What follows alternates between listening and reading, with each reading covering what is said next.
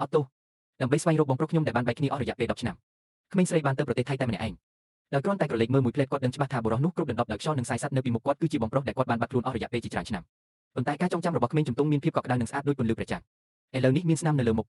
ខុសគ្នាទាំងស្រុងពីរូបរាងមុនគាត់បានចាំពីអ្វីដែលម្ដាយរបស់គាត់បានប្រាប់គាត់មុនពេលគាត់ត្រឡប់មកវិញខ្ញុំក៏ភ្លេចប្រាប់អ្នកអំពីការផ្លាស់ប្ដូរថ្មីនេះដែរមូលហេតុដែលគាត់មិនបានហឺតពីគាត់ក្នុងប្រមាណឆ្នាំថ្មីនេះនោះក៏ព្រោះតែគាត់មិនមានការងារសមរម្យនៅទីនោះ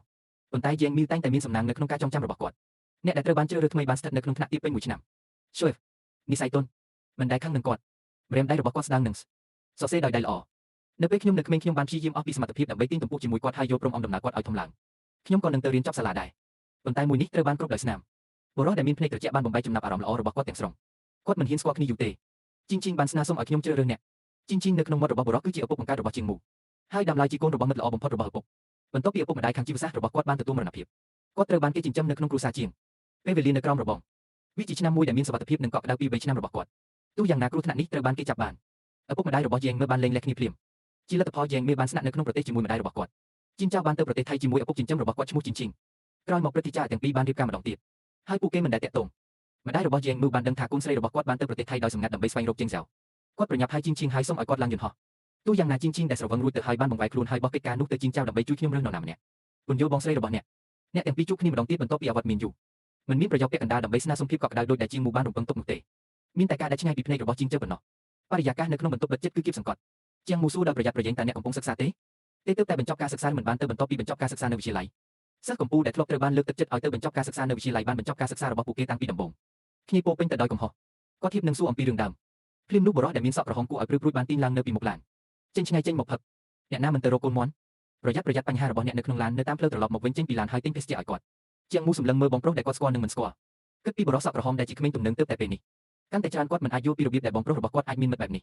ខ្ញុំរឹតតែចង់ដឹងអំពីជីវិតបែបណាដែលគាត់បានរស់នៅពេញមួយឆ្នាំនេះជាងមូបានប្រឡេកមើលភេសជ្ជៈរសជាតិ Strawberry ដែលបងប្រុសរបស់គាត់បានទិញឲ្យគាត់មានអារម្មណ៍កក់ក្ដៅនៅក្នុងចិត្តរបស់គាត់ប្រែថាគាត់នៅតែចងចាំចំណង់ចំណូលចិត្តរបស់គាត់ចែងមីគោរពតាមយិននៅផ្ទះ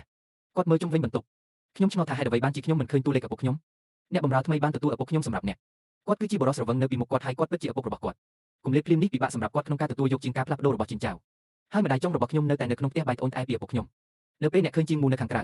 គាត់បានចេញពីផ្ទះបាយយ៉ាងលឿនដើម្បីស្វាគមន៍គាត់យ៉ាងកក់ក្ដៅនេះគឺជារូបរាងរបស់ក្មេងស្រីតូចសូមឲ្យយ៉េងមីគិតថាយិនយ៉ាវនៅតែយកចិត្តទុកដាក់ចំពោះការស្រមើស្រមៃនិងការបែកបាក់របស់គាត់វាប្រែថាជីងចៅមិនបានតាក់ទងខ្លួនឯងអស់រយៈពេលជាច្រើនឆ្នាំមកហើយគឺដោយសារតែគាត់មានបងស្រីថ្មីនៅក្បែរគាត់រួចហើយបងស្រីខ្ញុំមិនបានដាក់អ្វីលើសនៅទីនេះទេវាជាសាច់សុទ្ធទាំងអស់ហេតុអ្វីបានជាគាត់មានច្រើនជាងខ្ញុំគាត់គឺជាភ្ញៀវម្នាក់ក្នុងរយៈពេលតែ4ពាក្យប៉ុណ្ណោះប៉ុន្តែដូចជាកំបិតដកថយវាបានធ្លាក់ចូលក្នុងបេះដូងរបស់ជីងមូបន្ទាប់មកពាក្យរបស់ម្ដាយខ្ញុំស្រាប់តែលឺនៅក្នុងត្រចៀកខ្ញុំ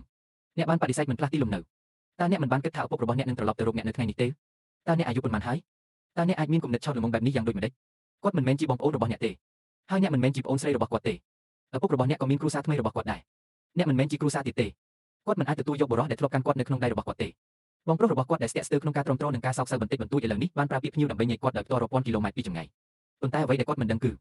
បន្ទាប់ពីនឹងឪពុកចិញ្ចឹមរបស់គាត់បានមកដល់ប្រទេសថៃជីងបានឆ្លងទម្លាប់អាក្រក់អស់រយៈពេលជាយូរមកហើយចាប់ពីពេលនោះមកបន្ទុកគ្រួសារទាំងអស់បានធ្លាក់ទៅលើយុវជននោះដើម្បីចិញ្ចឹមគ្រួសារគាត់បានបោះបង់ចោលការសិក្សារបស់គាត់ដោយស្ទាក់ស្ទើរធ្វើការជាជាងមេកានិកនៅក្នុងយានដ្ឋានពេលថ្ងៃដើរលេងពេលយប់ហើយអ្នករាល់គ្នាប្រយុទ្ធស្លាកស្នាមរាល់ថ្ងៃគ្រាន់តែជាធ្នូនឹងប្រាក់ខែវីបូដើម្បីផ្គត់ផ្គង់គ្រួសារ